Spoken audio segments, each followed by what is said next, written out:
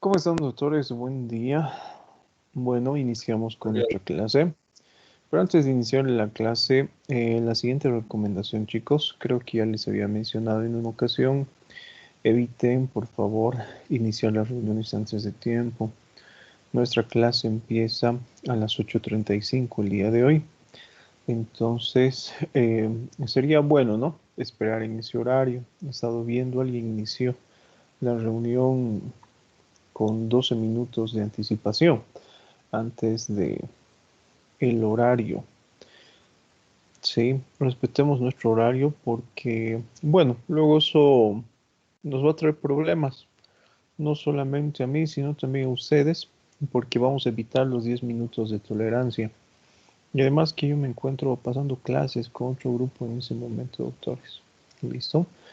Así que, por favor, eviten iniciar las reuniones antes del horario establecido. Pueden iniciar unos 5 minutos antes, máximo, pero lo ideal, ¿no? 2, 3 minutos. A ver, vamos a ver quién inició la reunión. Jimena Belén Zambrano. Sí, ha iniciado la reunión. Evite, por favor. Sí, no solo usted, Jimena, sino todos los demás también. ¿Listo? Doctor. Adelante. Sí, doctor. Bueno, yo sé que probablemente les emociona escuchar mi voz un lunes en la mañana, pero relájense, doctores. ¿Sí? Vamos con nuestra clase.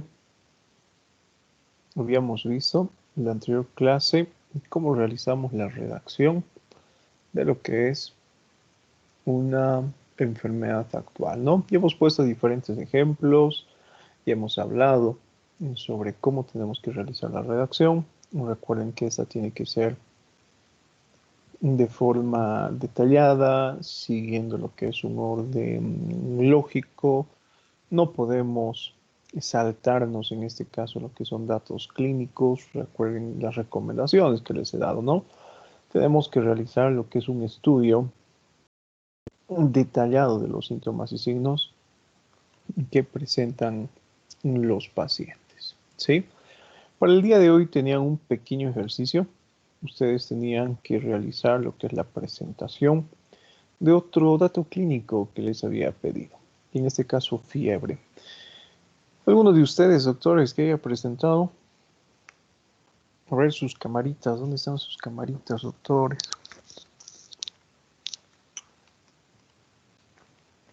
Ninguno. Tenían que realizar la descripción de fiebre. Doc, no sé si estoy mal, pero no tengo nada de eso anotado. No, Qué Sí, pena. doctor, No, sí, sí, les he dicho. Claro que sí, No, doctores. doctor. ¿Cómo que no? Sí que Olvidan doctor, de todo. desde la última Doc, yo clase tampoco lo tomó tengo. mucho tiempo hacer sobre nuestros casos clínicos de náuseas y vómitos. Por eso es que no se logró dar esa indicación, supongo. Sí, sí, les he mencionado. Revisen la grabación, doctores. Seguramente lo han pasado por alto. Bueno, comenzamos entonces. Eh, a ver, miren, ponemos este ejemplo. Creo que ya lo hemos realizado con ustedes. Cuando hablamos de vómitos, ¿no? Creo que después de la retroalimentación que hemos realizado, después de las correcciones que hemos hecho a su trabajo, probablemente la parte de estudio de este tipo de manifestación clínica se encuentre mucho más clara, ¿no? Habíamos visto cómo tenemos que realizar esta redacción. Enseguida vamos a ver algunos puntos que son de suma importancia. Miren, por ejemplo, esto es lo que tenemos como producto final dentro de la redacción que les había solicitado. Vómitos. Tenemos que preguntar en orden. Esto es importante, doctores. Al revisar, ustedes se han dado cuenta que muchos mezclaban el cuándo, después del cuándo hacían referencia al por qué, otra vez regresaban al cuándo, luego redactaban el cómo, volvían otra vez al cuándo, después al dónde, otra vez regresaban al por qué. Era un desastre total, ¿no? Si ustedes observan, Este va a ser nuestro producto final. Tenemos un cuadro clínico de 2 días de evolución caracterizado por emesis. Lo que está en rojo representa que podríamos colocar, ¿sí?, en vez de postprandial, que se presenta inmediatamente después del consumo de alimentos. En vez de realizar lo que es esa redacción así larga y grande, lo más simple, ¿no? Cuadro clínico de 2 días de evolución caracterizado por emesis postprandial. Listo. Con eso hago referencia a lo que está resaltado con rojo, que se presenta posterior a la ingesta de alimentos. ¿Sí? Entre 15 y 30 minutos después de la ingesta de alimentos. Esto es importante. Alguno de sus compañeros me preguntaba en otro grupo, ¿qué pasa si el vómito no es postprandial? ¿Qué pasa si el vómito se presenta 30 minutos después de la ingesta de alimentos? Si se presenta 1 hora después, 6 horas después, 8 horas después. ¿Tiene relevancia semiológica? Claro que sí. Ustedes hicieron referencia justamente a los denominados vómitos de retención. ¿Listo? Que se definen como aquellos vómitos que se presentan 8 horas después de la ingesta de alimentos. Entonces, es un dato semiológico relevante. ¿Sí? Vamos a tomar en cuenta lo que está con verde. Cuadro clínico de 2 días de evolución caracterizado por emesis postprandial.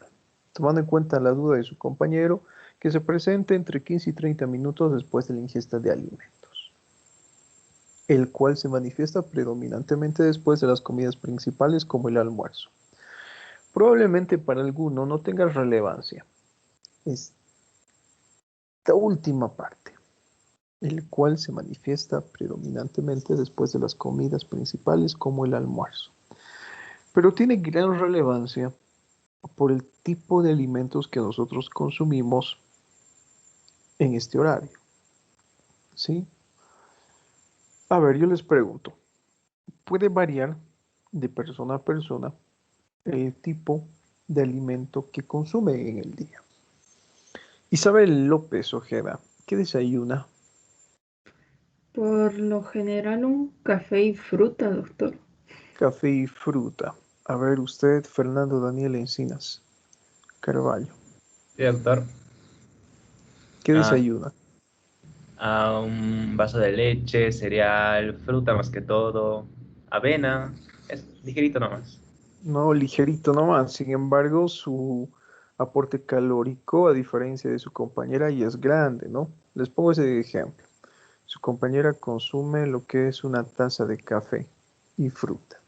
En cambio, su compañero, bueno, desayuna, ¿qué nos ha mencionado? Cereales, consume, ¿qué más? No sé, jamón, pan integral, pan tostado, mantequilla, tocino, huevo, leche, frutas. Bueno, Fernando Daniel tiene un desayuno americano todos los días, ¿sí? Ese es un ejemplo de que varía nuestra alimentación. ¿Qué consume en el almuerzo, Fernando Daniel Encinas? Ah, usualmente arroz, carne y verduras, lo más simplecito. Arroz, carne y verduras, ¿sí? Les pongo el siguiente ejemplo, ¿no? Yo desayuno una taza de café y mi comida más importante en el día es el almuerzo, por ejemplo, ¿sí? Este ejemplo que acabo de mencionarles nos demuestra que el tipo de alimentación en cada uno de nosotros es totalmente diferente. ¿Listo? Puede ser que consumamos mayor cantidad de kilocalorías por la mañana, puede ser que consuman mayor cantidad de kilocalorías a mediodía o por la tarde, no sabemos, ¿sí? Incluso si ustedes se han dado cuenta, los grupos alimenticios que consumimos al día varían. Por ejemplo, mi principal fuente de carbohidratos en la mañana es distinta a la fuente de carbohidratos en la tarde, ¿sí? Su compañero ha mencionado, por ejemplo, lo que es arroz como consumo de proteína. Entonces, si ustedes se dan cuenta, sí, es importante conocer esto. ¿Por qué? Recuerden que ya nos hemos adelantado en nuestro diagnóstico. Nuestro diagnóstico va a estar relacionado con una enfermedad vesicular de vías biliares o hepática. ¿Qué pasa si mi paciente me dice, al desayunar no me duele? ¿Qué desayuna? Bueno, consumo té. Recuerden lo que hemos visto en fisiopatología. El aporte calórico de este tipo de alimentos es bajo, ¿sí? No promueve a lo que es la producción de colecistoquinina. A diferencia del almuerzo, en el almuerzo consumo lo que son alimentos fritos, alimentos con alto contenido graso, que promueven el consumo de colecistoquinina. Entonces, tiene relación si ustedes se dan cuenta, ¿sí? Ahora, ¿cómo? Con el cómo ya sabemos a qué nos referimos. En este caso, si hablamos del vómito, hacemos referencia a las características morfológicas, ¿sí? Presentando las siguientes características morfológicas. Amarillo verdoso. En vez de amarillo verdoso, el término adecuado que podemos utilizar es bilioso, ¿sí?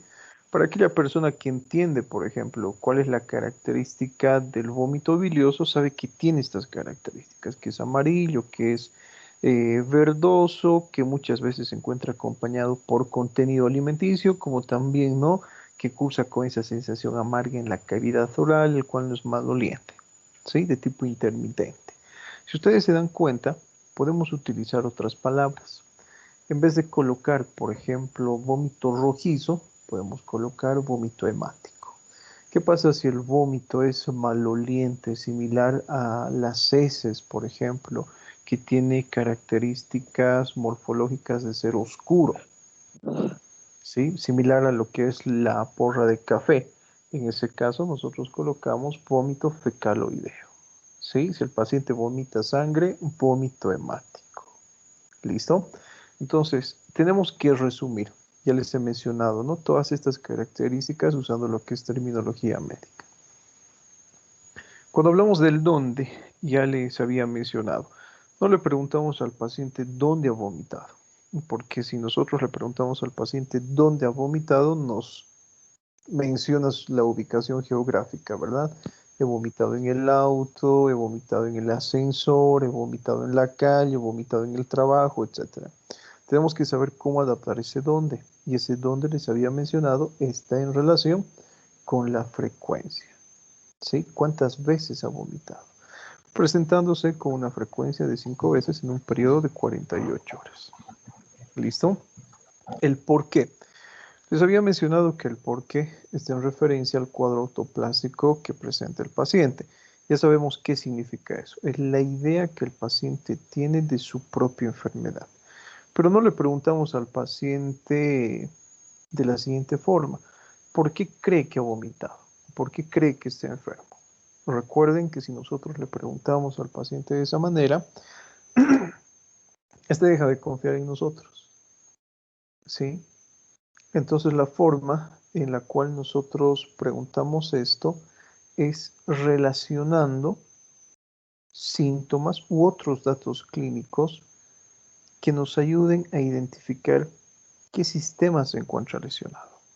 Les pongo el siguiente ejemplo.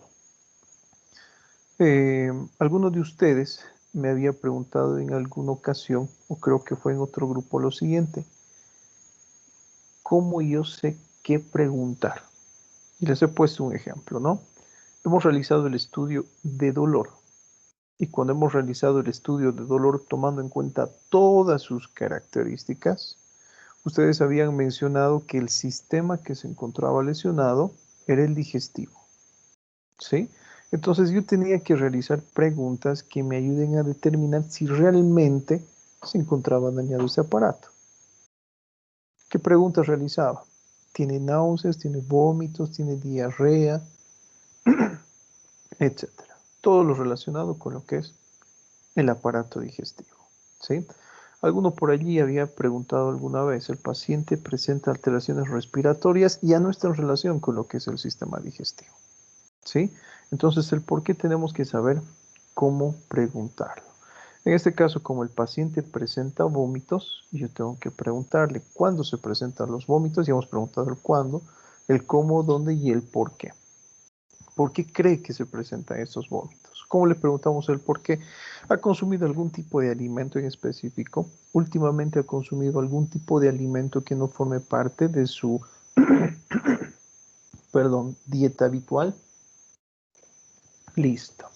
En ese caso, relacionándose con el consumo de alimentos colecistoquinéticos. El paciente hace mención, si ustedes se dan cuenta, dentro del porqué también, al consumo de algunos fármacos que probablemente sean capaces de modificar el cuadro clínico. Entonces, ¿cómo sería la redacción en este tipo de situación?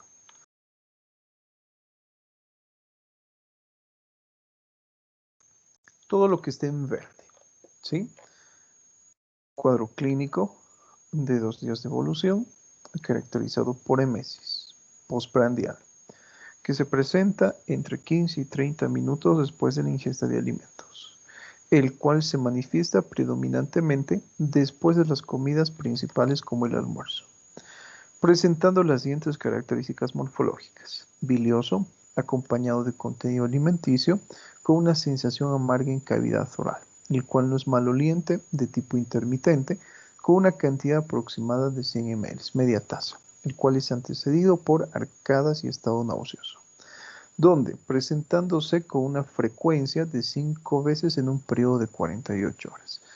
Relacionándose con el consumo de alimentos colecistoquinéticos, el paciente hace mención al consumo de domperidona de 10 miligramos por vía oral, un comprimido cada 8 horas, habiendo consumido un total de 3 comprimidos en las últimas 24 horas, lo cual mejoró levemente el síntoma descrito. ¿Sí? Así de simple y así de corto.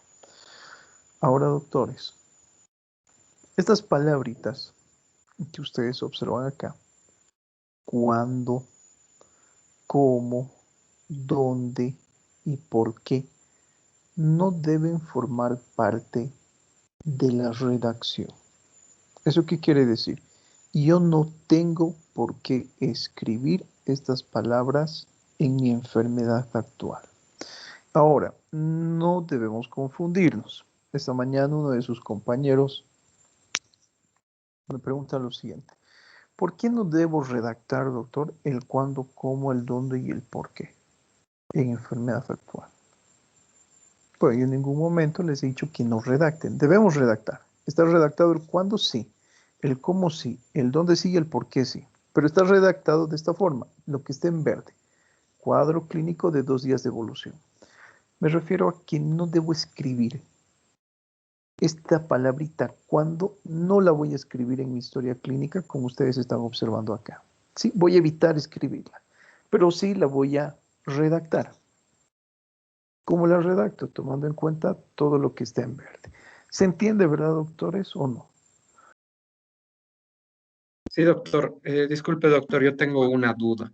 Adelante. En la parte en la que usted pone en rojo, especialmente después del consumo con alto contenido graso, Ya. esa parte la omite porque pone después en el porqué No, el no, consumo de no le estoy colecistoquinas. omitiendo. Enseguida vamos a ver esta parte, ¿no?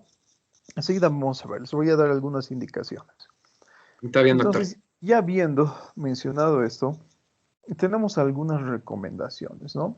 Fíjense, si el paciente ha consultado previamente, preguntamos en qué lugar, con quiénes, cuál ha sido el diagnóstico, por ejemplo, al cual han llegado, cuáles han sido los estudios y los resultados, y cuáles han sido los tratamientos realizados y su respuesta. Esto es importante, ¿sí? Puede ser que el paciente redacte o refiera, perdón, todo esto y les diga, ¿no? Doctor, he consultado con otra persona. ¿Con quién ha consultado? Ah, con un curandero de mi comunidad. Bueno, en este caso anotamos.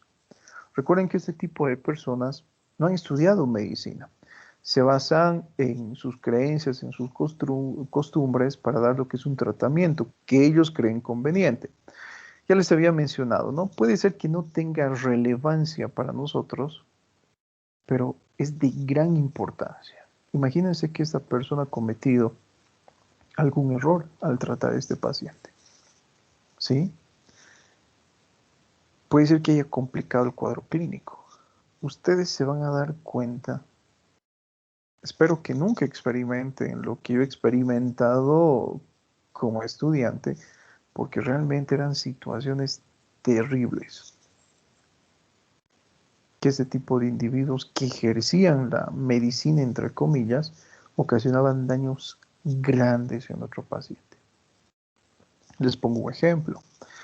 Una de las experiencias que como estudiante de medicina, cuando estaba realizando el internado, Em, bueno, me ha marcado qué tan ignorantes podemos ser como personas, ¿no? Se trataba de una señora que había presentado dificultades en el trabajo de parto. Y resulta que presentaba lo que era una distosia cefalopélvica. ¿Qué quiere decir esto? Que la cabeza del producto no podía atravesar la pelvis de la madre. Entonces esta señora se fue a consultar con una persona encargada de medicina natural en su comunidad y claro, como no nacía eh, el producto, ha introducido un cuchillo a través de la cavidad vaginal, ¿sí? Y ha realizado un movimiento de palanca para tratar de quitar o para tratar de permitir, creo que es lo adecuado, ¿no? El nacimiento del niño. Ha sido tan grande el traumatismo, que lamentablemente el cuchillo ha llegado a atravesar lo que es la cabeza del producto. Claro, y obviamente lo ha matado, ¿sí? Bueno, cuando ha llegado la señora al hospital, llegó con un sangrado transvaginal grandísimo porque el cuchillo no solamente terminó matando al niño, sino también lesionando el canal vaginal. La señora, bueno, totalmente histérica, ¿no? Que acá me lo han matado al niño, que por su culpa ha muerto, etcétera. Bueno, después nos contó la historia de qué es lo que había sucedido con este personaje de su comunidad. Fíjense, una situación demasiado extrema, ¿no? Entonces es importante. En nuestro medio, bueno, alguna vez, esto ya no como estudiante, sino ya como profesional, he llegado a observar el tipo de tratamiento de aquellos médicos cubanos que vienen a trabajar a nuestro país, ¿no? Unos diagnósticos, doctores, pero terribles, ¿sí? Paciente de sexo masculino que presenta anemia falciforme de grado 4. Nunca había escuchado eso, ¿sí? De grado 4. Y asociado a lo que es preeclampsia severa. Bueno, preeclampsia en paciente masculino, imposible, ¿no? No nos embarazamos los varones. A ese tipo de diagnósticos he tenido que ver, ¿no? O procedimientos que se han realizado en este tipo de pacientes. Llegaban pacientes con ascitis que cursaban con datos clínicos de shock hipovolémico, el paciente a punto de fallecer y le preguntaba al familiar, ¿qué es lo que ha pasado? ¿A dónde ha ido? ¿Qué es lo que ha sucedido? Antes de venir, doctor, estaba bien, pero ahora está mal. Hemos ido donde los médicos cubanos y le han metido agujas a su abdomen y ha quedado así. Es importante eso entonces, doctores. Recuerden, ¿no? Es un documento médico legal. Entonces tiene que estar descrito eso, ¿no? ¿Con quién ha consultado? El paciente menciona haber consultado con un médico naturista, con el médico de su comunidad, con un médico en tal lugar, en tal fecha, el cual llegó al diagnóstico de lo que el paciente refiera. Si es que un médico, aparte de nosotros, le ha solicitado algún tipo de examen, que ha sido otra pregunta frecuente. ¿Qué pasa cuando el paciente acude con sus resultados de laboratorio? También en la parte de enfermedad actual, ¿no? Paciente refiere haber consultado con el servicio de medicina interna tal fecha, tal día, en tal hora, el cual llegó a un diagnóstico de, supongamos, hepatitis. Se le solicita en aquella ocasión los siguientes exámenes complementarios, perfil hepático, en el cual se encuentran los siguientes resultados: GPT, GOT, gamma-glutamil transpeptidasa, fosfatasa alcalina, bilirrubina directa, indirecta, total. Esos resultados que nos presenta el paciente en su hojita, nosotros lo anotamos en la enfermedad actual, si ese fuera el caso, ¿sí? Tratamientos realizados y su respuesta. ¿Ese médico le ha otorgado tratamiento? Sí. Me ha otorgado tratamiento. ¿Con qué? Con, yo qué sé, a ver, ciprofloxacina de 250 miligramos cada 12 horas. Listo. Así, doctores. ¿Listo? Se anota todo. ¿Sí? Si el paciente, bueno, así ha consultado hace una semana, en el hospital Cochabamba y han llegado al diagnóstico de COVID. Se le ha realizado el examen de PCR, el cual ha dado positivo. Y se le ha ofrecido tratamiento, por ejemplo, con, a ver, supongamos, ivermectina. Y el paciente dice, bueno, yo no he consumido la ivermectina, doctor, me he automedicado en este caso con dióxido de cloro y he consumido la Bandina y me he hecho bien, anotamos eso, como ya sabemos en la enfermedad actual. ¿Listo? Por muy absurdo que nos parezca el relato del paciente. ¿Listo? Ahora, Doctor, disculpe, esto lo tenemos que aumentar al final de todo esto de la enfermedad actual, es decir, incluido, pero al final. eso lo tienen que anotar siempre y cuando el paciente haya hecho referencia a esto. ¿Sí? ¿Sí? Así de Está bien, simple. doctor. Si es Gracias. que el paciente no menciona esto, sus respuestas son negativas, ni lo anotamos. ¿Listo? Bueno, técnica para dirigir el interrogatorio. También son algunas recomendaciones que se les hace, ¿no? Debemos dejar hablar al paciente. Así de simple. Cuando nosotros dejamos hablar al paciente, este nos va a relatar las manifestaciones clínicas probablemente de una forma detallada, pero desordenada. Los ejercicios que hemos realizado con ustedes en anteriores ocasiones nos sirven para demostrar esto, ¿no? Yo les preguntaba, ¿qué preguntamos? Ustedes me decían si ha consumido el paciente alimentos. ¿Qué más le preguntamos? ¿Cómo es el vómito? ¿Qué más preguntamos? ¿Desde cuándo está presentando el vómito? ¿Qué más preguntamos? La cantidad del vómito.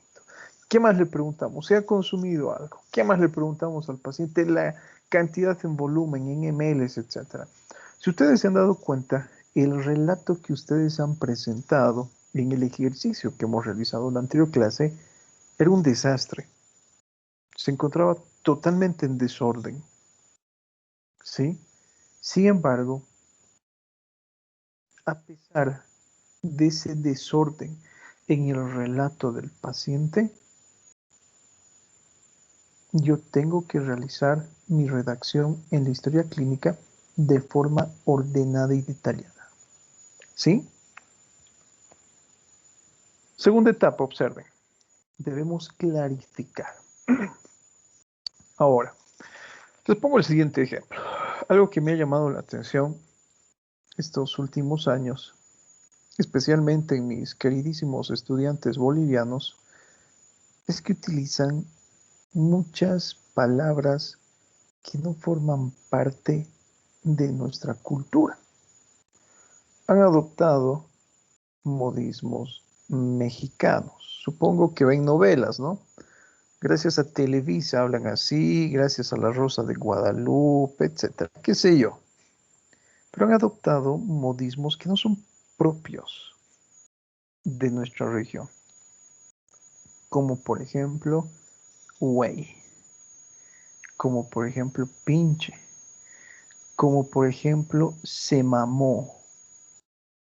A mí me dicen, se mamó, no sé, yo pienso en doble sentido. ¿Qué se habrá hecho esta persona? Se está autosatisfaciendo, ¿no? No sé.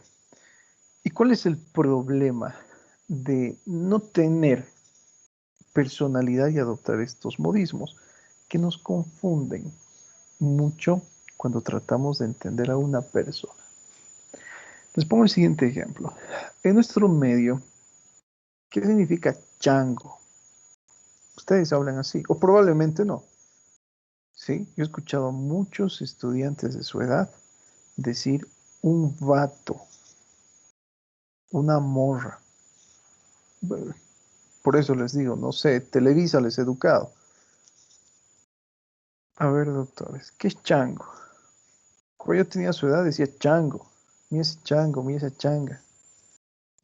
No decía O sea, morro, como morro. joven, Muchacho, Mira ese muchacha, mira ese chico. chico, mira esa chica, sí, mira aquel changuito.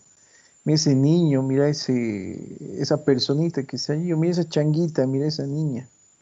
Listo. Para un mexicano, ¿qué será chango? Díganle un mexicano chango. Mono, tal vez. Mono, ¿no? Se va a ofender. Se va a ofender. Utilizamos otra palabra, ¿no? Por ejemplo, bueno, no voy a hacer soez, que empieza con pen y termina con jo. Para nosotros es, uy, qué capo. Es muy bueno ese chico, sabe muchas cosas. O díganle un mexicano eso. Le están diciendo bruto, tonto, estúpido. Y hemos hablado, ¿no? Cómo la diferencia cultural puede afectar esto. ¿Sí? Así que no vamos a hacer referencia a esto. Sin embargo, dentro de lo que es enfermedad factual, algo que les había mencionado con anterioridad, puede ser que para nosotros no sea claro. Si no entendemos lo que realmente quiere expresar el paciente, le preguntamos, ¿qué significa para usted eso? A ver, coménteme un poquito más. ¿A qué se refiere con eso que me está comentando? ¿Sí? Un ejemplo. Hablamos de la palabra bizarro. No sé si les he puesto este ejemplo. ¿Qué significa para ustedes bizarro?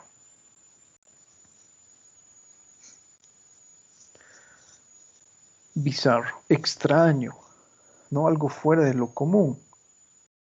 Utilizamos mal este tipo de palabra. En español, ¿cuál es la definición correcta de bizarro? Valiente. Es una persona que no tiene miedo. Es una persona valiente como tal. ¿Sí? Entonces le preguntamos a la persona, y algunas veces yo he preguntado a mis estudiantes, ¿no? Doctor, he visto algo bizarro. ¿Cómo bizarro? He visto algo así extraño. La anterior vez, no sé, tengo mi mal viaje y he visto cosas extrañas. Ah, a ver, explícame, ¿qué es para ti bizarro? Si algo no nos queda claro, le tenemos que preguntar al paciente. ¿Sí? Ya hemos puesto ejemplos, no vamos a mencionar sobre eso, así que tomen en cuenta. Bueno, completar con detalles. ¿A qué se refiere esta parte de completar con detalles? Otra vez volvemos al ejemplo que yo les he puesto en clases. Yo he sido su paciente, ustedes han sido los médicos. ¿Qué le duele? Me duele mi abdomen, doctor, mi estómago. ¿Cómo le duele? Grave, doctor, fuerte. Creo que me voy a morir. Esa va a ser la forma en la que el paciente va a relatar sus datos clínicos. Pero nosotros sabemos por semiología que tenemos que preguntar la aparición, la localización, la irradiación, el carácter, la intensidad, factores aliviantes, agravantes, frecuencia, duración, síntomas asociados. Entonces, si el paciente nos relata de esta manera, nosotros complementamos la historia clínica de forma detallada. Debemos preguntar lo que no expuso el paciente en su relato, que es otro error que he visto que con frecuencia ustedes han cometido en lo que han presentado la anterior clase. ¿Sí? Se han quedado conformes con la descripción que nos ha dado el paciente. Sin embargo, tenemos que preguntar una gran cantidad de datos clínicos. ¿Sí? Esto ya sabemos, o podemos iniciar por los síntomas del motivo de consulta, o podemos realizar la descripción por orden cronológico. Ya lo hemos mencionado. Debemos completar a detalle cada síntoma que presenta el paciente. Es algo que también les había mencionado. No podemos realizar el estudio de un síntoma si no hemos terminado de estudiar uno previamente. Bueno, completar el resto de preguntas del sistema al cual pertenecen los síntomas referidos. Ya sabemos qué quiere decir esto. Para que les quede claro, no les había puesto el siguiente ejemplo. En algún grupo, algún estudiante me preguntó, ¿cómo yo me doy cuenta o cómo yo sé qué es lo que debo preguntar? ¿Sí? Algunos de ustedes dentro del primer ejercicio que hemos tenido se han desviado mucho en la enfermedad actual. Me han preguntado sobre actividad física, han hablado sobre alteraciones respiratorias, han hablado sobre una serie de cuestionantes que no tenían que ver absolutamente nada con el sistema, aparato u órgano que se encontraba lesionado. ¿Cómo yo sé qué debo preguntar? Tengo que realizar la descripción, les había mencionado, de un síntoma principal. Ejemplo, el que yo les he descrito en clases, dolor. ¿Sí? Tomando en cuenta las características de dolor que presentaba el paciente, yo sabía qué sistema se encontraba lesionado. sistema digestivo. Entonces, mis preguntas estaban enfocadas a interrogar sobre otros datos clínicos que sugieren alteración de este sistema. De allí ha nacido la pregunta de vómitos, de náuseas, de arcadas. ¿Listo? Yo creo que esa parte también se comprende. ¿O hay alguien que no haya comprendido?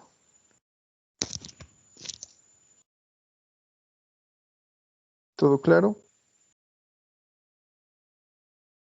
Listo. Continuamos entonces.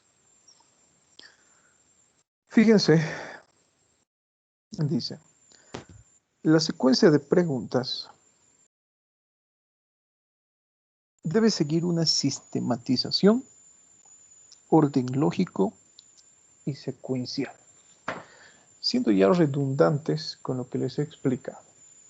Sigan este orden que les he presentado. ¿Cuándo, cómo, dónde y por qué? ¿Listo? Olvídense de realizar esa redacción en desorden que ha presentado la anterior clase. E insistir en lo posible que el paciente responda a las preguntas y no se salga demasiado del orden. Ustedes, por ejemplo, en ese punto son muy expertos. Y les pongo el siguiente ejemplo. En fisiopatología, ¿no? A ver, Alejandro Fabiola responde a la siguiente pregunta. Doctor, yo quería preguntar algo. Sí, bueno, yo le estoy preguntando, pero ella inmediatamente me cambia, ¿no? La situación. Yo quería preguntar algo. No me ha quedado claro esto. ¿Sí? O a ver, Almendra Javiera, de la misma forma. ¿Qué es lo que usted ha leído de tal artículo? Coméntenos. Doctor, yo quería preguntar algo que en la anterior clase no estaba en claro. Se salen por la tangente, quieren tratar de desviar el tema. Estamos poniendo como ejemplos, por si acaso, ¿sí? Que son ficticios, así que no se ofendan. Tratan de buscar una salida ante este tipo de situaciones. Entonces debemos evitar eso en el paciente. ¿Listo? El paciente les va a mencionar, les había dicho, datos clínicos actuales y los va a relacionar con lo que había presentado el año pasado. ¿Sí? Tenemos que saber preguntar. Si nosotros le decimos, señora, ¿por qué cree que está enferma? Ella les va a decir, la anterior vez estaba caminando por la calle y ha pasado un viento fuerte y creo que ha sido por eso, doctor. Me ha asustado. No tiene relación absolutamente con nada. Entonces no tenemos que desviar el tema. ¿Listo? Evaluar la veracidad, importancia e intensidad de los síntomas. Ya tenemos una idea de cómo evaluar la veracidad del paciente. Les había mencionado, según mi experiencia, todo paciente es mentiroso. Ninguno merece confianza. ¿Sí? ¿Cómo nos damos cuenta de que nuestro paciente nos está diciendo la verdad? Les había pedido que estudien, ¿no? ¿Cómo evaluamos el dolor? Y hemos hablado de la escala visual análoga. ¿Sí? Les había mencionado, si nuestro paciente realmente está sufriendo de dolor intenso, eso yo lo puedo observar físicamente en mi paciente. Voy a observar su rostro totalmente angustiado. Voy a observar, por ejemplo, que mi paciente llora. Voy a observar una alteración completa de su fase. Les pongo un ejemplo. Que alguna vez, bueno, no alguna vez, casi siempre esto se observa. Van personas a los centros hospitalarios que son muy dramáticas, especialmente cuando tenemos feriados prolongados, ¿sí? Supongamos tenemos el feriado el día jueves, ellos ya sacan baja desde el miércoles para que no vayan jueves al trabajo. Bueno, jueves es feriado, viernes es feriado, tienen sábado y domingo, por ejemplo, para disfrutar, y lunes quieren solicitar su baja, quieren descansar 5 días. Les pongo el ejemplo. Estas personas inventan datos clínicos, por allí han estudiado seguramente que hay algunos datos que no se pueden evaluar, como el dolor. Llegan llorando al servicio de emergencias, ¿sí? Se les coloca analgésicos, se les realiza lo que es una evaluación, etcétera. Y al cabo de algunos minutos, antes de ofrecerle tratamiento, se encuentran tomándose fotos, se encuentran chateando por WhatsApp, ¿no? O lo que la mayoría de ustedes seguramente ha hecho. Se ha golpeado la cabeza y tiene un chinchón, va de forma dramática al servicio de emergencias, se sacan una fotito, la suben a Instagram, con una frase, ¿no? Dios le da sus batallas más fuertes a sus mejores guerreros. Si tienen el tanque de oxígeno y la máscara, allí se colocan la máscara de oxígeno para disimular más que su estado de salud está realmente comprometido. Ni siquiera tienen una vía periférica, pero le están sacando fotos a las jeringas, están haciendo a los muertos para que sientan pena por ustedes. ¿Sí? Ese tipo de persona a mí me dice que me está mintiendo.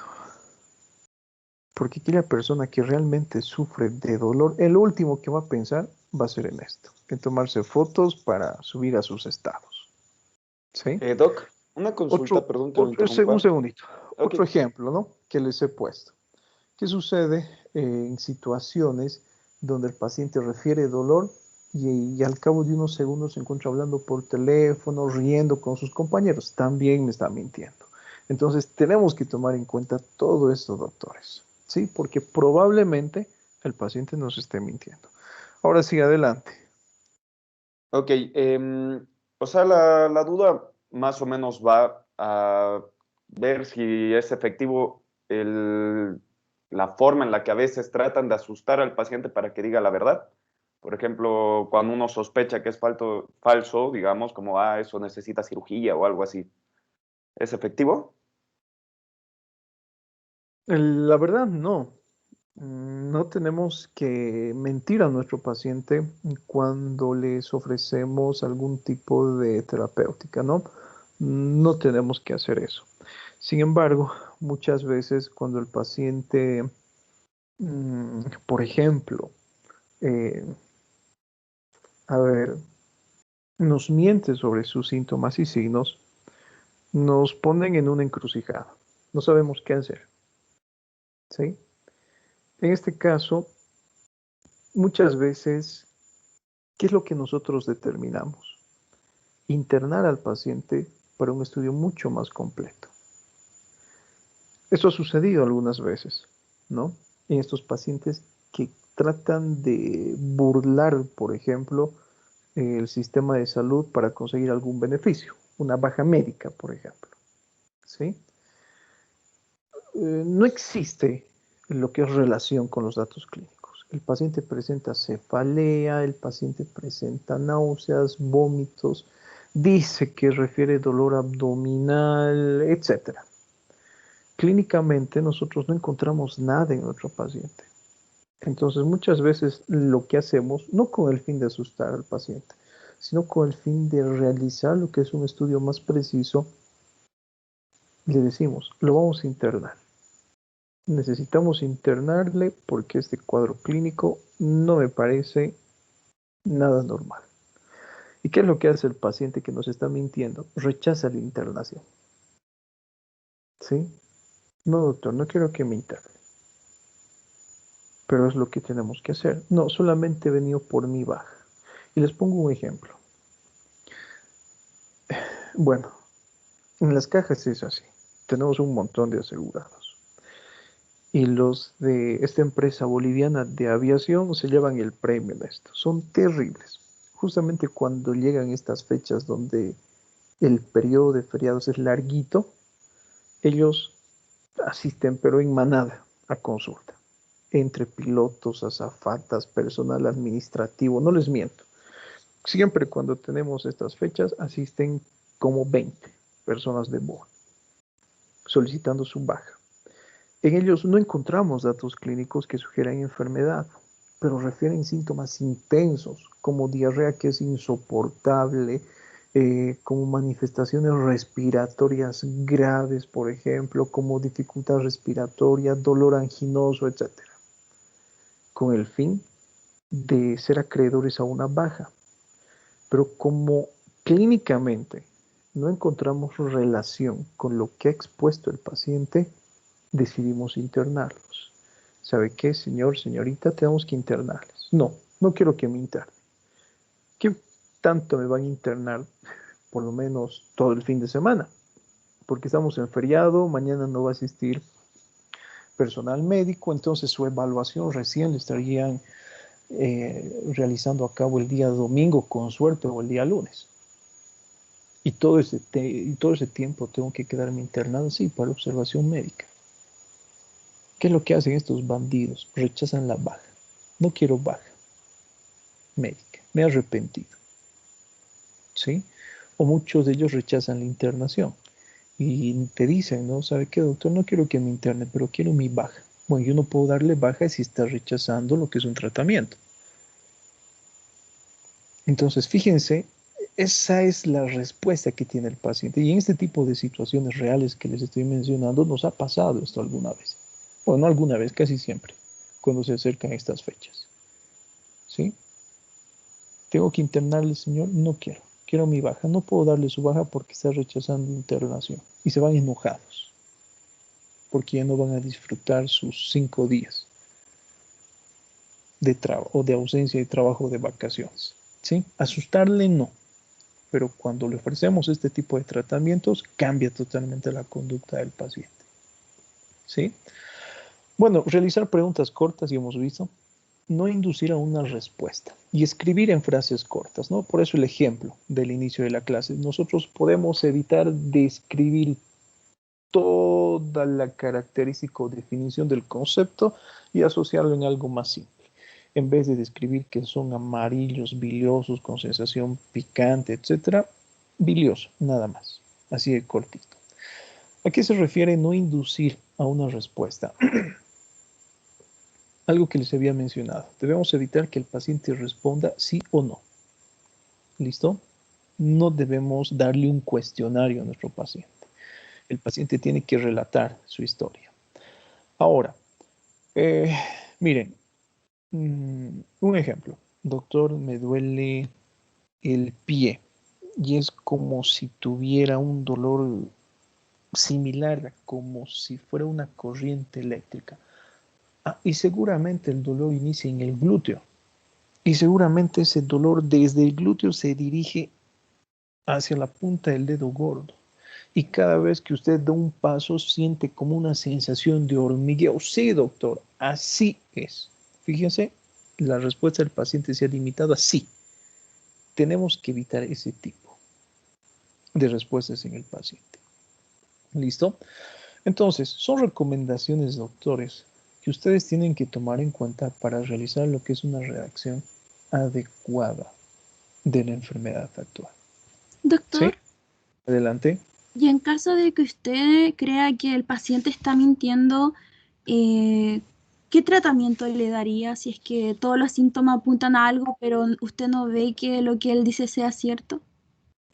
Bueno, los síntomas en este caso están en relación a la clínica que presenta el paciente, o perdón, el tratamiento está en relación, ¿no? A la clínica que presenta el paciente. Muchas veces otorgamos lo que es un tratamiento placebo en este tipo de individuos, ¿sí? En realidad, imagínate, si nuestro paciente nos dice, ¿sabe qué, doctor? Siento dolor y nos está mintiendo, ¿sí? Si yo le voy a dar analgésico, ¿para qué? No necesita. Muchas veces les administramos tratamiento placebo. Les damos vitamina, complejo B, para que el paciente incluso se sienta más tranquilo, infundimos lo que es una solución fisiológica, etc. ¿Sí? Hay pacientes que van a acudir por alteraciones psiquiátricas, como por ejemplo un estado de histeria, un cuadro de ansiedad, que no requieren tratamiento analgésico, pero el paciente refiere dolor. Recuerden que existe un dolor que es de tipo psicógeno, ¿no? En ese caso, el tratamiento es placebo. ¿Sí? Así de simple. En ese caso, sí, le mentimos a nuestro paciente, ¿no? Sobre el tratamiento. Obviamente, mentir entre comillas. Sí estamos dando un tratamiento. Sin embargo, tomando en cuenta las características clínicas que el paciente ha presentado, le otorgamos un tratamiento que no sea, digamos, contraproducente. ¿Listo? Sí, doctor. Bueno, hablamos, doctores, de lo que es antecedentes. En esta parte de antecedentes, tomo en cuenta el siguiente ejemplo. ¿Sí? Tenemos dos tipos de antecedentes, antecedentes personales y antecedentes familiares. Dentro de esta guía que les he pasado, primeramente se encuentran los antecedentes personales, pero personalmente lo que yo prefiero hacer es describir primeramente los antecedentes familiares. ¿Listo? Acá ya están algunos ejemplos de lo que hemos trabajado con sus compañeros en esta mañana. En antecedentes familiares, yo tengo que preguntar a mi paciente si es que existen dentro de la familia enfermedades prevalentes que puedan ser heredables, que puedan tener un factor genético o hereditario y que por lo tanto sea transmisible de generación en generación. Un punto. Otro punto, no siempre las enfermedades genéticas o hereditarias se anotan en este apartado, sino en enfermedades que son altamente contagiosas, que por el simple hecho de estar en contacto con una persona ya supone un riesgo. ¿Sí? Un ejemplo de esto que les estoy mencionando y tomamos en cuenta lo que es la coyuntura actual. ¿Sí? ¿Tienen algún familiar con COVID? Sí. Y yo estoy presentando lo que son alteraciones respiratorias. ¿Encuentran algún tipo de relación en esta situación? Mi hermano se encuentra con el diagnóstico de COVID. Y yo estoy presentando lo que son alteraciones respiratorias. ¿Tendrá relación o no tendrá relación? Puede ser que sí, puede que no tenga relación, pero como ya existe el antecedente de que una persona en mi familia tiene este tipo de enfermedad, probablemente yo la tenga. ¿Listo? Es así. Ahora, fíjense qué es lo que nosotros preguntamos. Vamos a dejar de lado un ratito lo que es el COVID. Hipertensión. ¿Alguien en su familia padece de hipertensión? Sí. ¿Quién? Mi papá. Así cortita la redacción. Hipertensión, lo anotamos así, padre del paciente. Listo, nada más. No nos interesa nada más en el paciente. ¿Hay alguien en su familia que tenga diabetes? Sí. ¿Qué? Mi papá y mi mamá, padre y madre del paciente. Listo, así de cortito. ¿Hay alguien que tenga Chagas en su familia? Supongamos en este caso, sí, ambos padres, padre y madre del paciente. Ahora, en este caso, no es una enfermedad, podríamos decir, que tenga un factor genético, que se herede.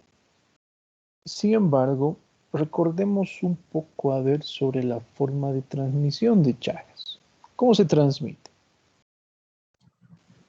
Mediante la vinchuca cuando deja las Listo. heces en la piel. Una es esa a través del vector. Otra. Puede haber, creo, un paso placentario a través de la madre al hijo. También, ¿no? Había También un se le nombre pregunta específico. entonces. También, ¿no? De la madre al feto en este caso. También, listo. Esa es la importancia, si ustedes se dan cuenta. No existe lo que es un factor genético, que es un factor hereditario, etcétera, pero la forma en la cual se transmite la enfermedad de un individuo a otra puede producir este tipo de enfermedades. Mi madre era Chagas positivo cuando estaba embarazada y ahora yo también soy. Listo. Así de simple. Tuberculosis. En este caso, fíjense, cuando hablamos de tuberculosis, realizamos la misma pregunta. ¿Hay alguien en su familia que sufra de tuberculosis? ¿Sí? Tampoco tiene un factor genético o hereditario, pero es una enfermedad infectocontagiosa que es altamente transmisible de un individuo a otro. ¿Sí? El simple hecho de estar en contacto con una persona con tuberculosis ya sugiere lo que es un riesgo para nosotros. Les pongo el siguiente ejemplo. Doctores, mi motivo de consulta es tos. Y resulta que dentro de antecedentes familiares yo les digo, sí, mi papá es minero y sufre de tuberculosis. ¿Puede ser que tenga relación con ese motivo de consulta? Puede ser que tenga relación. Puede ser que yo también esté sufriendo de tuberculosis. Esa es la importancia de los antecedentes familiares. Hablamos de cáncer. Tenemos una teoría, ¿no? La teoría de los oncogenes, que es una de aquellas que nos explican por qué aparece el cáncer.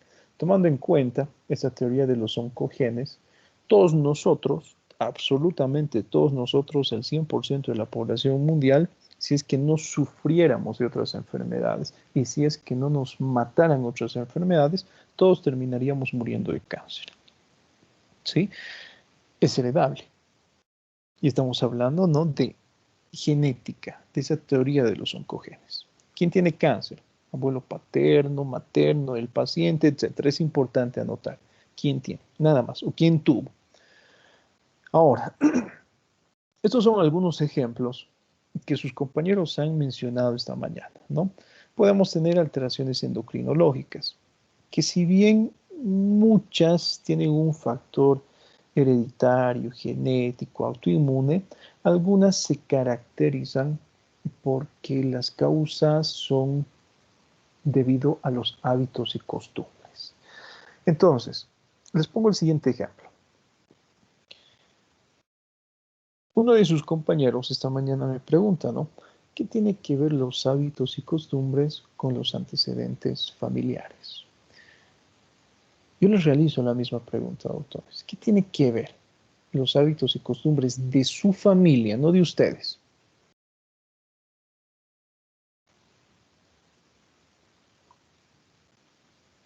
¿Qué tiene que ver? ¿Cuál es la relación de los hábitos y costumbres de su familia que pueda afectar su salud? A ver, ¿qué nos dice Isabel López?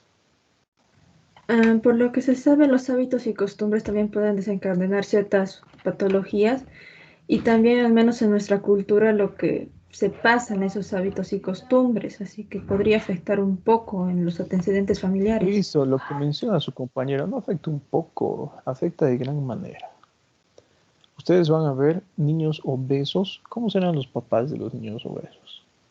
¿Serán delgados? ¿Serán atléticos? También son obesos, o en su mayoría. ¿Listo? Les pongo el siguiente ejemplo. Yo, bueno, tengo una amiga que se ha dedicado desde muy joven a lo que es el modelaje profesional. Y bueno, no estoy hablando de una persona que crece en modelo, estoy hablando de una persona que es modelo, ¿no? Ha formado parte de muchas agencias y es muy reconocida en nuestro medio. Ha formado parte de Chicas Premier y alguna vez le han invitado para que desfile con las magníficas, etc. Es profesional en el trabajo que realiza.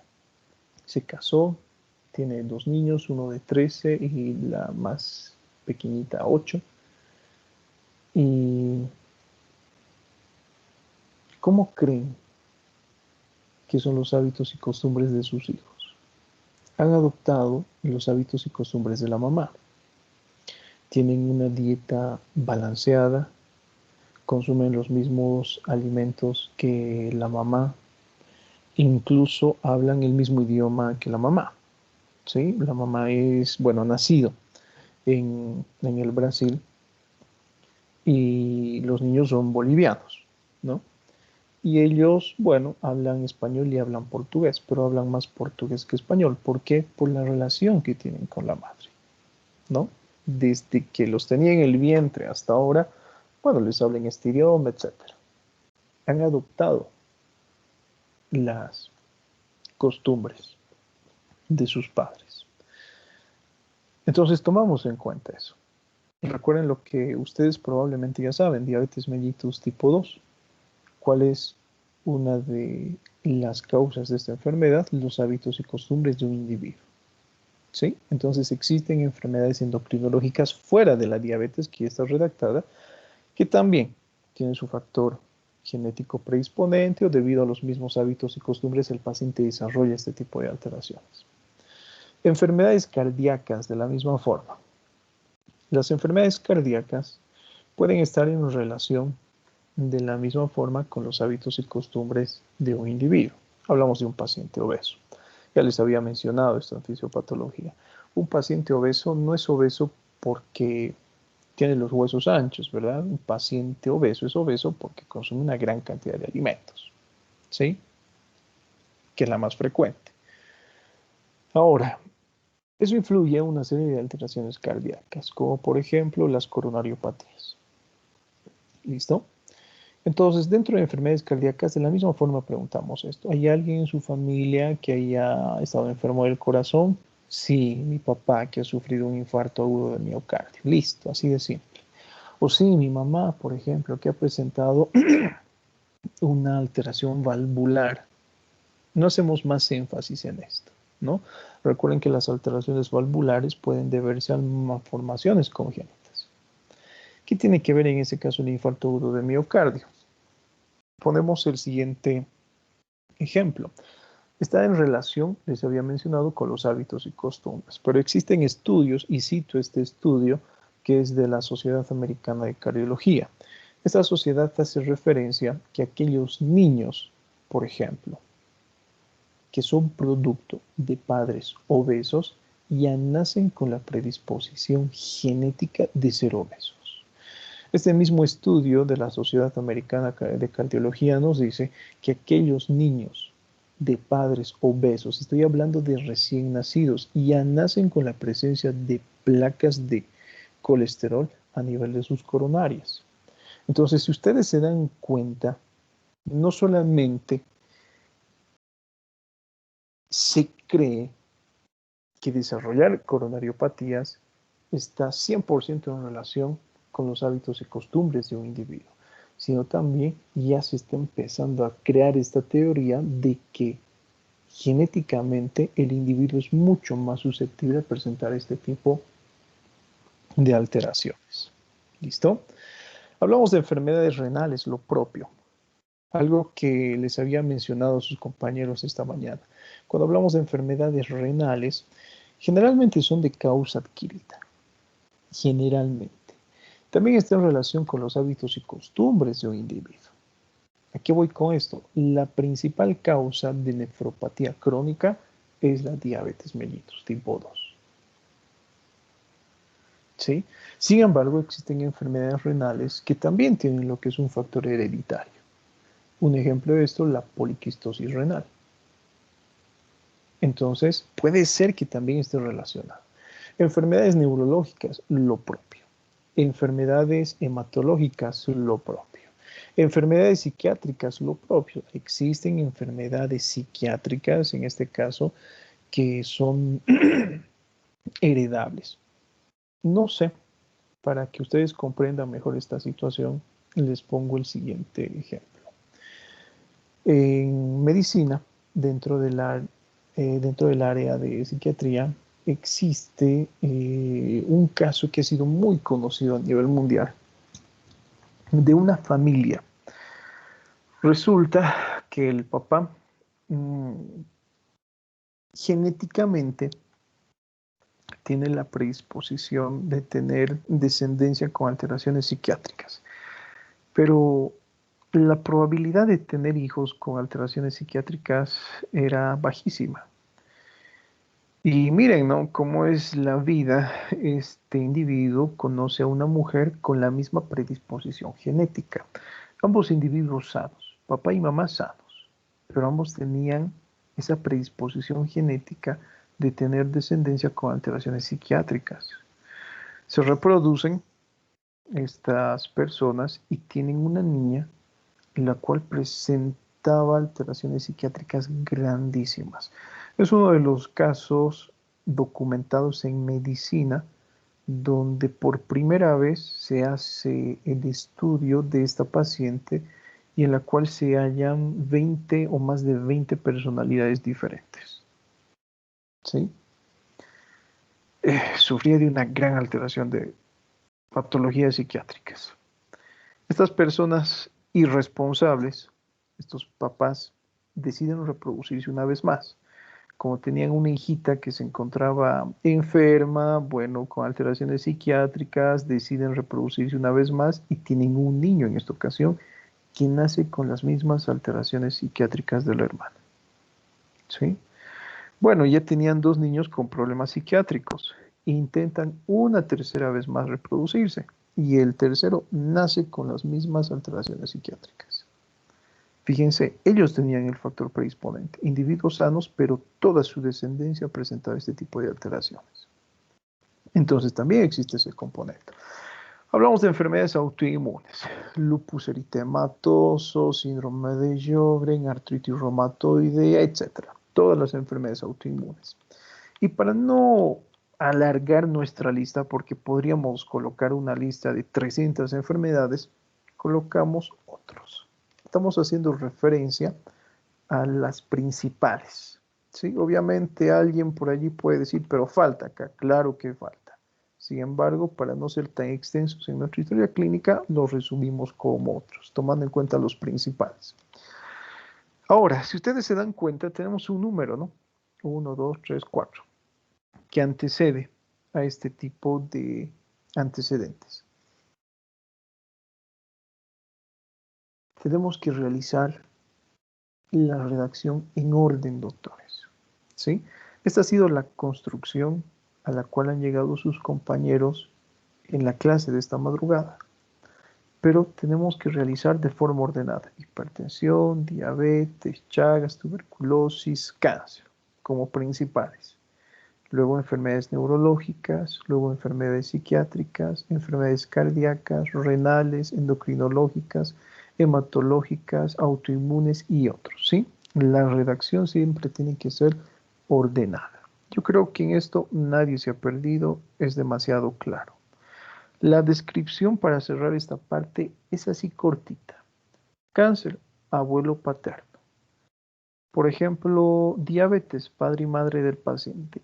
En caso de que el paciente no recuerde, no haga referencia, o simplemente diga, no, en mi familia no existe el antecedente o los antecedentes de estas enfermedades, lo marcamos con una X. ¿Listo? Si quieren redactar de forma literal, no presentes. Listo, así de simple, nada más. ¿Sí? Generalmente este apartado que les estoy mencionando en la historia clínica viene así ya, con un listado y un cuadradito y una casillita al lado para marcar si es que se encuentra presente o ausente. Nada más, es así de simple. Esta parte. ¿Sí? ¿Alguna pregunta o duda que te hagas acá? Ninguna. Ahora, pasamos a la segunda parte de antecedentes familiares. Observen. Fíjense lo que nos dice acá, ¿no? Estos puntos que los vamos a marcar con rojo. Tengo que preguntar sobre la edad y salud de los familiares, padres, hermanos, cónyuge, hijos, edad y causa del fallecimiento. Acá tengo diferentes ejemplos, doctores. ¿Sí? Primero observen, padre, ¿cómo le preguntamos al paciente? Su papá, ¿cómo está? ¿Está vivo? ¿Está sano? ¿Está sanito? ¿Está enfermo? Ha fallecido, doctor. En este caso, la edad ya no es importante, ha fallecido. Podríamos colocar, ¿no? A ver, falleció a los 57 años de edad. ¿Sí? ¿Hace cuánto tiempo ha fallecido? Hace 5 años ha fallecido. Podemos ordenarlo esto. No me gusta cómo está redactado, ¿no? Falleció hace 5 años. A la edad de 57 años. ¿Sí? Listo, está mejor así. Debido a un infarto. Listo, así cortita. ¿Cómo está su mamá? La misma pregunta, ¿está viva, fallecido, está sanita o está enferma? Viva. ¿Qué edad tiene su mamá? Tiene ella, bueno, ya 70 años. No, a ver, para que coincida, vamos a decir que tiene 62 años. Viva. 62 años. Listo. Está sanita, doctor, aparentemente sana. Yo no lo estoy evaluando al hijo, a mi paciente, sí, no a la mamá. ¿Tiene hermanos? Sí, tengo 2 hermanos. Un varón de 30 años de edad, como ustedes observan acá, con el mismo ejemplo, vivo aparentemente sano. Y una mujer de 24 años de edad, viva, aparentemente sana, lista. Su cónyuge, ¿sí? Recuerden que no vamos a hablar acá de esposa, etcétera, porque recuerden, hemos puesto como ejemplo esto, ¿no? Mi cónyuge, está viva, ¿qué edad tiene? Tiene, no sé, 34 años de edad, listo. 34 años. ¿Se encuentra sanita o enferma? Se encuentra enferma, fíjense este ejemplo, enferma. ¿Qué tiene? Ha sido diagnosticada con COVID hace 7 días. ¿Recibe tratamiento o no recibe tratamiento? Recibe tratamiento, doctor. En este caso podemos ahondar un poquito más.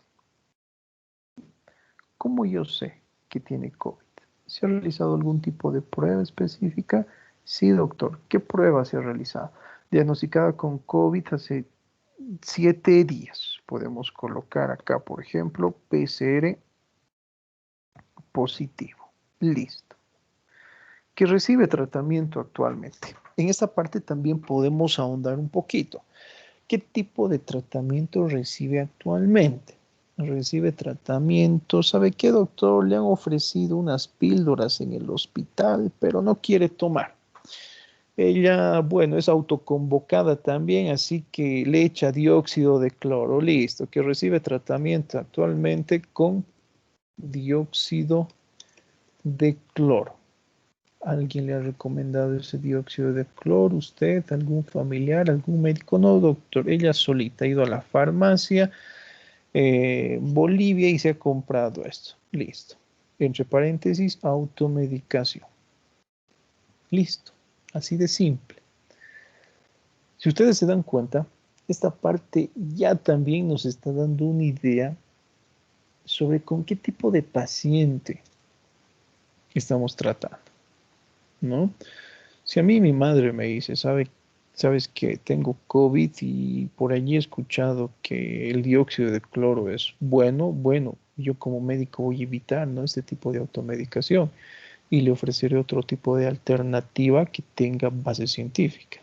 Pero al decirme que se está tratando con este tipo de fármaco, ya me dice más o menos cuál es la idea que tiene mi paciente. Probablemente también piense que la Tierra es plana, ¿sí? Entonces vamos a respetar su idea. Hijos.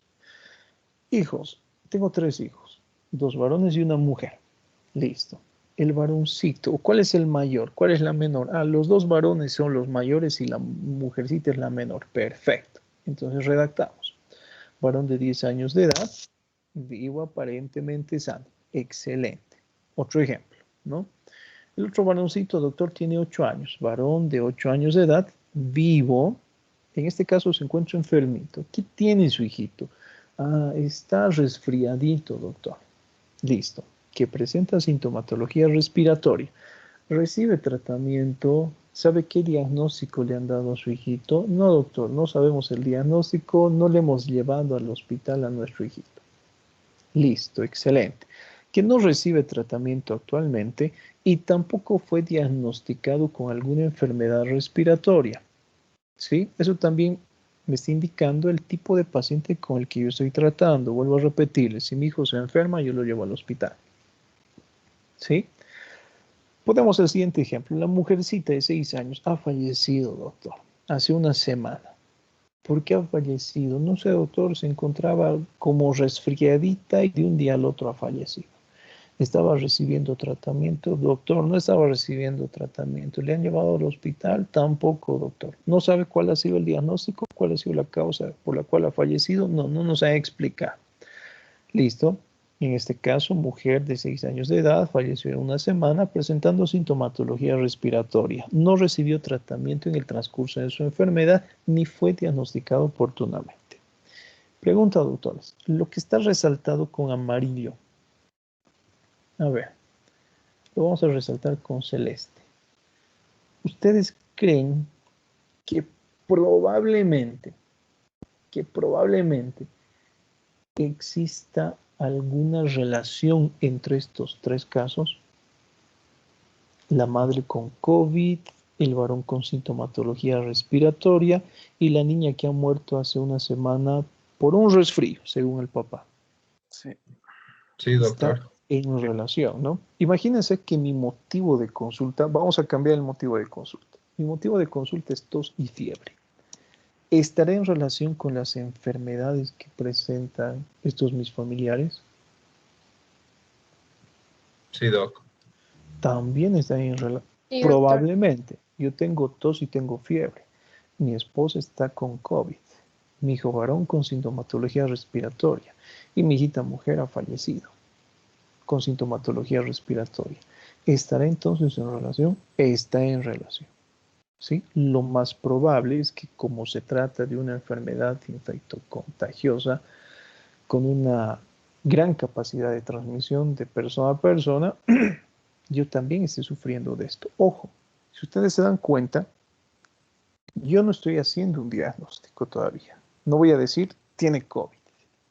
¿Sí? Voy a realizar lo que es un examen físico detallado para que posteriormente llegue un diagnóstico oportuno y mucho más preciso. Entonces, la parte de enfermedad, perdón, la parte de antecedentes familiares tiene que redactarse así. ¿Listo? Así cortito y así de claro. Vamos a dejar para nuestra siguiente clase lo que es antecedentes personales. Esto es mucho más detallado. ¿Sí? Así que para la siguiente clase realicen el estudio de antecedentes personales. Les estoy pidiendo, por si acaso, cómo realizamos la redacción de antecedentes personales en la historia clínica. ¿Cómo redactamos los antecedentes personales? Yo sé que en este caso y en esta situación no estoy siguiendo el orden de la guía que les he proporcionado. Es lo que les he mencionado. Personalmente es lo que yo hago. Primero desarrollo los antecedentes familiares, que son más cortitos, y después realizo lo que es el desarrollo de antecedentes personales, que son mucho más extensos. ¿Sí? Eso es lo que yo hago. Doctor, Doc, Adelante. disculpe, un momentito. Doc, disculpe, un pequeño comunicado. Se me fue el wifi, ahora estoy con datos y se van a acabar dentro de poco.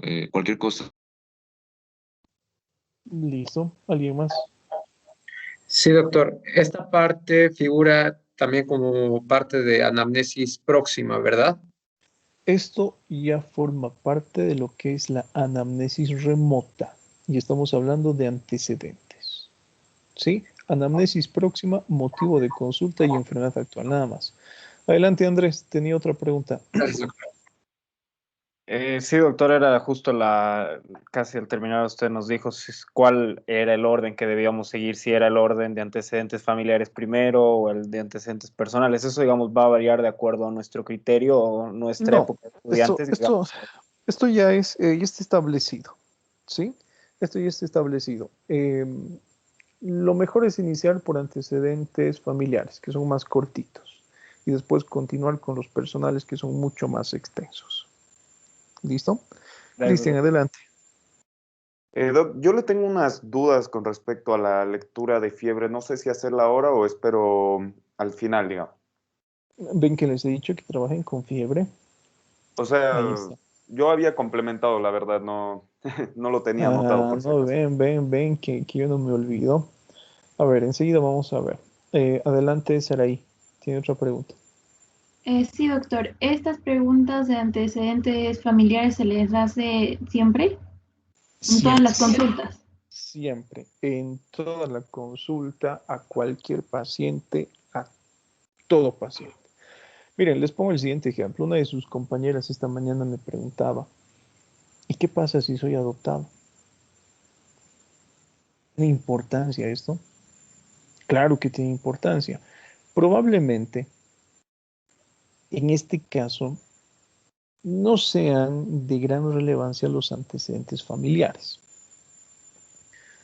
Pero si ustedes han prestado atención a lo que les he hablado en clases, es un poco contradictorio, en el sentido de que, y les pongo este ejemplo, el mismo que le he puesto a su compañera esta mañana. A ver, imaginemos que tú eres la mamá y que acabas de adoptar a un niño. Y no sabes cómo ha nacido ese niño, no sabes quiénes son los papás, no sabes cuáles son los antecedentes. Al niño lo han dejado en un albergue, ¿sí? Nadie sabe quién es. Obviamente que no sabemos los antecedentes familiares. En ese caso, yo no sé si tiene la predisposición de sufrir algún tipo de alteración psiquiátrica, hematológica, autoinmune, hipertensión, diabetes, no sé. Y les he puesto otro ejemplo. Imaginemos ahora que ya no eres la mamá.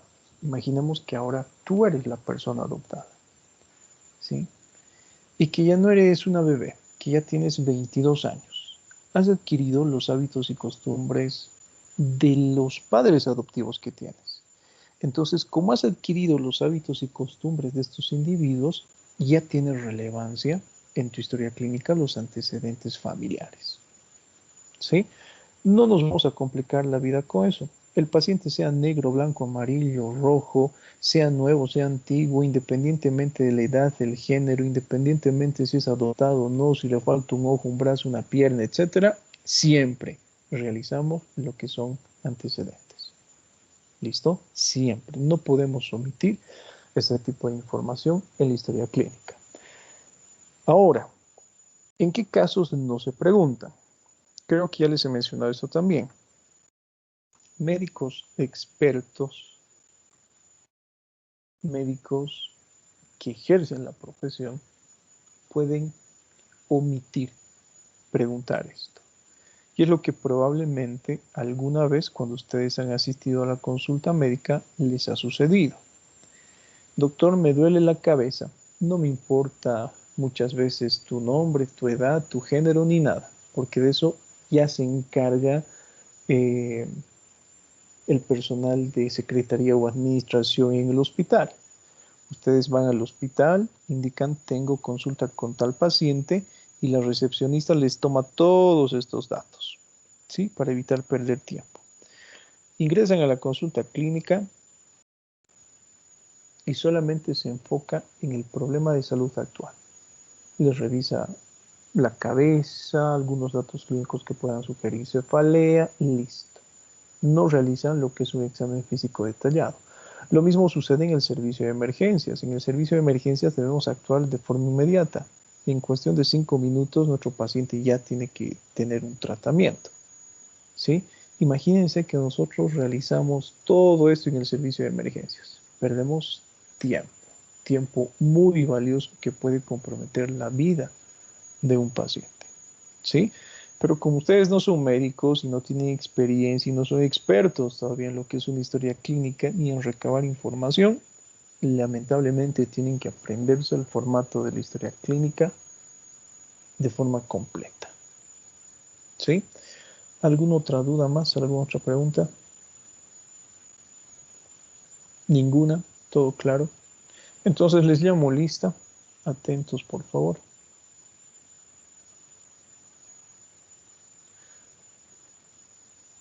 Ese es el grupo A, ¿no?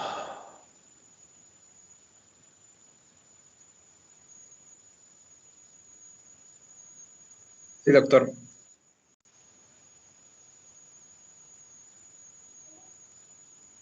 Bueno, esperemos que todo haya quedado claro. Y nuevamente las mismas recomendaciones, ¿no, doctores? Eviten iniciar la reunión con mucho tiempo. Hoy sí han exagerado, casi con 15 minutos de anticipación. Han iniciado la reunión. Evitemos eso, ¿listo? A ver.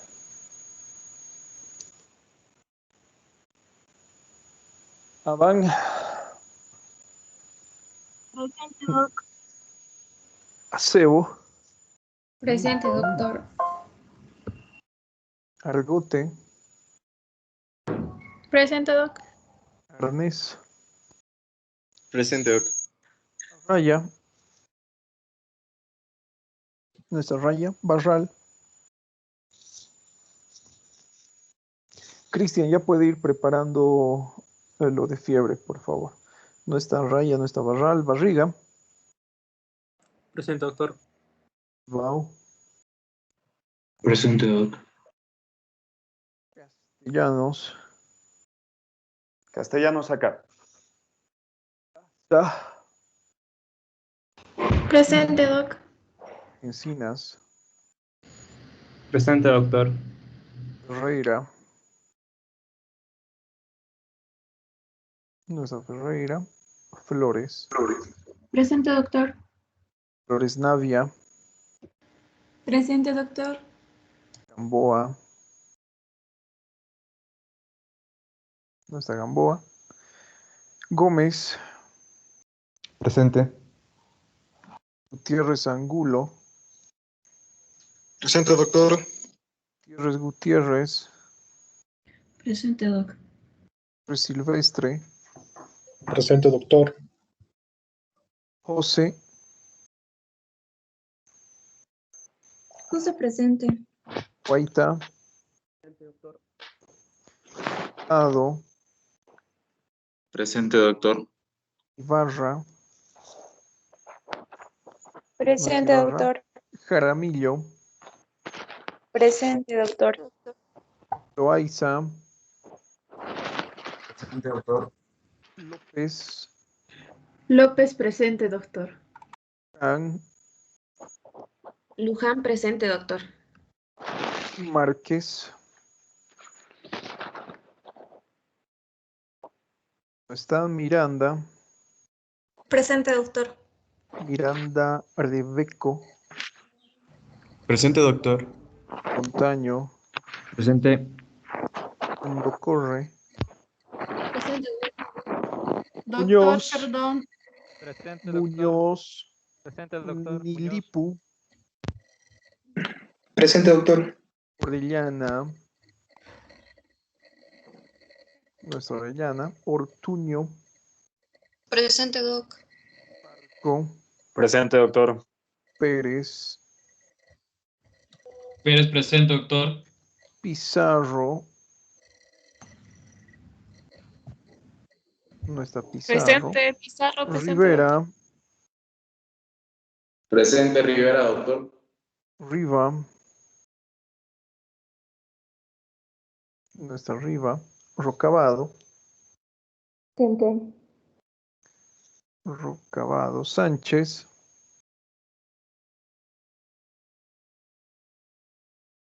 No está Sánchez. Ticona. Presente, doctor. Torrejón. Torrejón, presente, doctor. Rico. Presente, doctor. Vaca Flores. Presente, doctor. Reizaga. No está. Velarde. Presente, doc. Vélez. Presente, doctor. Zambrano. ¿Qué Zambrano, doctor? Zambrano Valenzuela. Presente, doctor. Está Zambrano Contreras, ¿no? Sí. Primero Presente. es Zambrano Contreras y luego es Zambrano Valenzuela. Zamorano. Presente, doc. Centeno. Presente, doctor. Y nadie más. Bueno, por hoy tenían una tareita que era justamente la descripción de fiebre, ¿sí? Adelante, Castellanos. A ver, háblenos. Doc, aclarando un poco, perdón, yo leí en el fin de semana, o sea, no llegué justo a la mitad, tampoco complementé todo porque no lo tenía anotado por si acaso, antes de que me cuelguen igual mis compañeros. No pueden Yo quise leer un colgarte poco. porque está en la grabación, ¿no? Está en la grabación, pueden revisar la grabación, doctores, de la clase pasada que hemos tenido, se les ha solicitado esto. Y al inicio de clase les he mencionado, alguien que presente. Entonces vamos a tomar en cuenta a su compañero Cristian. A ver, ¿alguien más ha realizado? O sea, Nadie yo puedo más. explicar Entonces, brevemente. adelante, Cristian. Bueno, los demás, O sea, lamentablemente, cero, ¿no, doctores? Ya saben. Adelante, Cristian. Pero no va a ser muy completo, Doc, la verdad, porque como le decía, llegué hasta la mitad, o sea, llegué a los Igual síntomas. no importa, lo importante es que haya presentado y haya trabajado en esto, ¿no? Sí. Ahora, tenemos que ser también un poquito egoístas. Recuerden que es su nota, o sea, va a ser el único que va a tener el trabajo presentado, aunque mal hecho, pero presentado, y los demás que no han presentado es cero, lamentablemente. Adelante, Castellanos. Bueno, lo que yo interpreté dentro de mi lectura de la fiebre es que esta se caracteriza por la alza térmica, que dice que es igual una regulación a la temperatura que puede ser producida de forma endógena o exógena. Ahí es donde el mismo libro nos da, por ejemplo, en el caso de Chamorro, nos tiene varias causas de fiebre. Las exógenas siendo la infección por algún microorganismo y la endógena siendo causada por el propio organismo. Eso yo lo interpreto de una forma como en una enfermedad autoinmune, ¿no? Que el lupus eritematoso cursa con, o sea, perdón, me estaría enredando un poco, pero bueno, para no ahondar un poco en eso. La fiebre después o sea, el mismo libro nos va mencionando que no es necesaria la toma de temperatura para determinar si el paciente tiene la fiebre, porque hay otros signos, síntomas que el médico puede determinar sobre esta. Después, el libro nos habla de las curvas de fiebre, y ahí es donde describe un total de 5. Ahí está la continua, que es mantenida, la remitente, la cual va a experimentar variaciones a lo largo del día. La intermitente nuevamente va a tener sus variaciones diarias. Después habla de la hepática, séptica o aguda, que tiene un acme, que esa es la definición que nos mencionaba antes el libro, que es como su máximo. Y después dice que tiene un nadir, que me imagino es la parte más baja, intuyendo. Finalmente está la recurrente, que es algunos días, aparece, desaparece. Después habla de otros tipos de fiebres, como está la febrícula, que es menor a 37,5, hipertermia mayor a 41, hipotermia ya no es fiebre, pero es la temperatura menor a 35. Y lo curioso que más destaco del libro es que cuando la fiebre supera los 41 grados, dice que hay daño cerebral permanente, y cuando supera los 43 puede haber coma y muerte. La verdad, hasta ahí llegué, Doc. ¿Y cómo haría su redacción? A ver, según lo que ha estudiado. Hablemos ya. de fiebre, a ver. Bueno, aprovechando el fin de semana también logré conseguir algunas historias clínicas. Tuve la suerte de conseguirme. Y se podría poner, tuvo una alza térmica, si fuera a lo largo de un cuadro clínico que se ha extendido durante, digamos, una semana, y el paciente recién llega y me dice, el lunes tuve fiebre, el martes no, miércoles sí, yo le pondría, paciente presenta, después de la redacción de dolor, paciente presenta o presentó alzas térmicas o sea, alzas térmicas recurrentes. Algo así. En este caso, ¿no? Podríamos colocar lo que son alzas térmicas no cuantificables, ¿no? O no cuantificadas, recurrentes, y tomando en cuenta lo que ustedes han mencionado, intermitentes. Ya sabemos qué significa ese concepto, ¿no? Bueno, les pongo un ejemplo. ¿Por qué nosotros colocamos alza térmica y no así fiebre? Justamente por los conceptos que ha mencionado su compañero. ¿Sí? Cuando nosotros hablamos de alzas térmicas, doctores, hacemos referencia a lo que es febrícula, hacemos referencia a lo que es fiebre, a lo que es hiperpirexia, a lo que es hipertermia. ¿Listo? Si el paciente va a tener una temperatura corporal o él se ha medido, por ejemplo, con un termómetro y resulta que su temperatura es 37,8, para él es fiebre. ¿Sí? Si el paciente ha medido su temperatura y él tiene lo que es un valor de 37,3, para él es fiebre. Si él se mide la temperatura y tiene un valor de 40 grados centígrados, para él sigue siendo fiebre. ¿Listo? Pero para nosotros no. Para nosotros puede ser febrícula, puede ser fiebre, puede ser hipertermia o puede ser hiperpirexia. ¿Listo? Entonces es mejor colocar alzas térmicas no cuantificadas en caso de que el paciente haga referencia que tiene fiebre y no se haya medido la temperatura corporal. Si él nos dice, doctor, tengo fiebre, se ha medido la temperatura. ¿O cómo sabe que tiene fiebre? Es que he usado un termómetro y me he medido. ¿Sí? En ese caso, paciente hace referencia a alzas térmicas cuantificadas. ¿Con qué herramienta ha sido cuantificada? Con un termómetro de mercurio. ¿Por qué vía ha sido cuantificada? ¿Sí? Por vía oral. ¿Qué resultado ha arrojado? 37.8 grados centígrados, ¿no? Arrojando un resultado de 38.3 grados centígrados, lo que refiere el paciente en este caso, ¿sí? Eso de lo que es fiebre continua, éctica, séptica, en agujas, etcétera, forma parte ya de lo que es examen físico. Porque como su compañero nos estaba mencionando, ¿no? Yo tengo en este caso que saber las características de la fiebre. Tengo que medirla, ¿sí? Y eso ya forma parte de examen físico. Hasta ahora recuerden que en enfermedad actual seguimos en interrogatorio. Le preguntamos al paciente y anotamos todo a lo que haga referencia el paciente. Listo, doctores. Entonces, no hay nada más que mencionar, que comentar. ¿Sí? ¿Alguna Doctor, duda o pregunta? disculpe. Sí, yo quería mencionar, doctor, lo que sucede es que yo sí revisé la grabación el día de ayer, tanto de la clase de semiología y de fisiopatología, para Ya. saber si teníamos exactamente tarea. No recuerdo en ningún momento que nos haya pedido una redacción de fiebre. Sí, Sin sí embargo, nos he pedido. con mi compañero Cristian, nosotros hemos realizado el estudio hace ya antes de iniciar el semestre hasta examen físico del chamorro. Entonces yo pienso que más bien él habrá leído por su cuenta. Ya, Porque está ha bien. llegado a este punto. Listo, doctores, no vamos a entrar en detalle en eso. ¿Alguna otra duda o pregunta en Doctor, relación al tema? cambiar algo, por favor. A ver, adelante, Marqués, ¿qué es lo que dice? Es que en la lista mi micrófono no prendió, se tardó y yo Ya, no contesté, listo. pero estaba ¿Alguien presente. más? Ya está en lista, Yo Marqués. igual, ¿Alguien doctor más? Pizarro, por favor. Pizarro también está presente. ¿Alguien más? Gracias. Doctor, disculpa, ¿me podría agregar a la lista? Que ¿Cuál vengo es su apellido? diciendo Garay Torres. Garay Torres. Su primera clase. No, doctor, vengo asistiendo desde la semana pasada. ¿Y por qué no me ha dicho en horario de clases, Garay? ¿Garay Torres qué? Garay Torres Jan. Jean, J-E-A-N.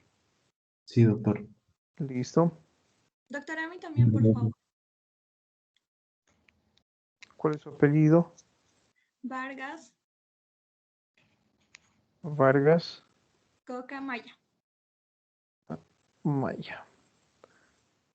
Pues hoy es su primera clase, ¿sí? Dentro de mi registro de asistencia, hoy está contabilizada como su primera clase. ¿Listo? ¿Qué más, doctores? ¿Nada más? Doctor, se me escuchó, ni Peralta estuvo presente también. Sí, está bien, adelante. ¿Alguien más, Cristian? ¿Tiene otra pregunta? ¿Me puede contestar la pregunta que tenía de fiebre? Perdón, que eran dos términos que la verdad no entendí en mi lectura. ¿Cuál, perdón? La primera era la fiebre facticia, que la entendí Ya. como fraudulenta, pero no me explica bien el chamorro. Está bien, eso lo vamos a ver más adelante. Cuando hablamos de lo que es fiebre facticia o también es denominada fiebre ficticia, es una fiebre fraudulenta.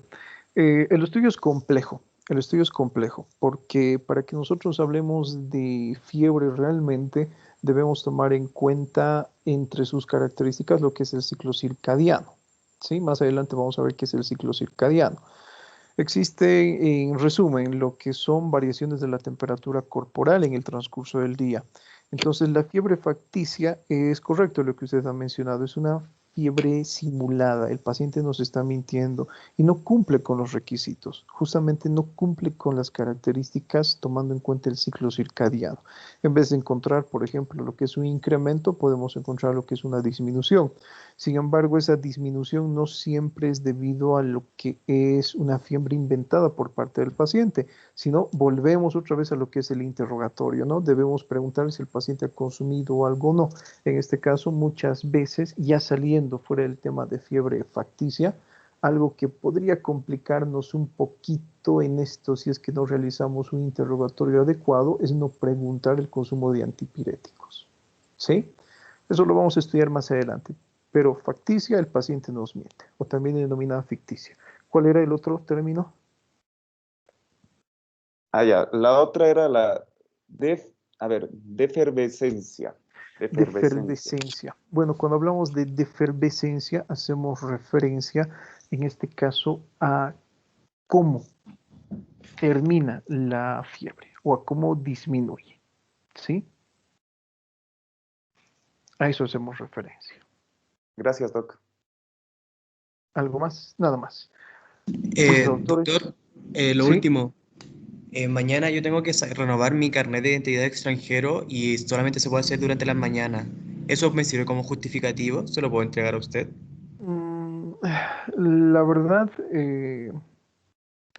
mire, ya tiene ficha, supongo, por chat, pásemelo, sí, por el chat privado, el justificativo. Ya, doctor. Muchas gracias. Listo, nadie más, ¿no? Bueno, doctores, nos vemos entonces, que tengan buen día. Chau, chau. Hasta luego. Hasta luego, Gracias, Doc. doctor. Hasta luego. Hasta luego.